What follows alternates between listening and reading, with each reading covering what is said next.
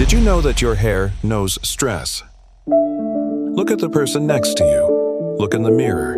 You see hair, perhaps styled, perhaps colored. But you are not looking at dead protein. You are looking at a living timeline, a secret journal. Because every strand of hair growing from your scalp is silently recording your life, like the tree rings of your body. If you've ever been through a genuinely traumatic, stressful, or overwhelming period in your life, a job loss, a breakup, grief, a massive life change, you know it changes you. It changes your sleep, your mood, your body.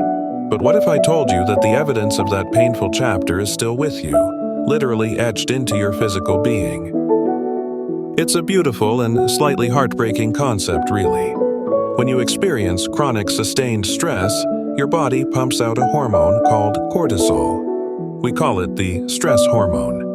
Cortisol is powerful, and as your hair follicle works to build the hair shaft, it takes that cortisol from your blood and locks it into the hair structure.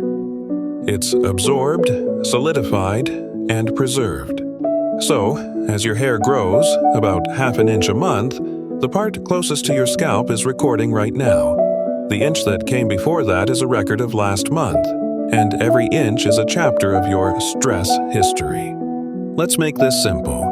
Think of a tree ring. A thick, dark ring means a period of great growth and rainfall. A thin, light ring can mean a drought or a harsh winter.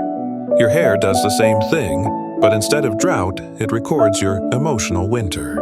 When scientists want to measure a person's long-term stress, not just how they felt this morning, but how they felt over the past 6 months, they don't use blood or saliva. They snip a piece of your hair. They can literally take a 5-inch strand, slice it into 5 1-inch segments, and test the cortisol levels in each segment. And they find stunning correlations. A major study found that the segment of hair corresponding to the month a participant went through a terrible family tragedy or a massive financial collapse showed significantly higher levels of cortisol than the segments from months where life was calm. It's biological memory. The hair on your head is a physical testament to the battles you've won. Researchers studying animal stress, like polar bears exposed to environmental changes, use the exact same method. They take a tiny sample of fur, and the cortisol levels recorded in that fur tell the story of their struggle, their emotional winter, years later. Your hair is connecting you to the natural world in a way you never imagined. It's an ancient, built-in mechanism that says, "I survived this." It makes you reflect, doesn't it? That haircut you got after a big breakup, you weren't just changing your style. You were literally cutting off the physical memory of that painful chapter. You were wiping the slate clean. So, the question isn't just, does my hair know stress? The question is, what do I do with this knowledge?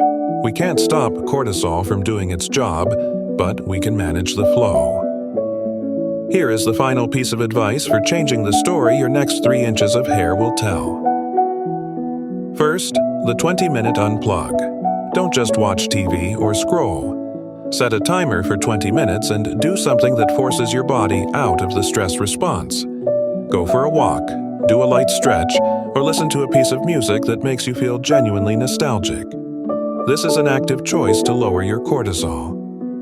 Second, the sleep anchor.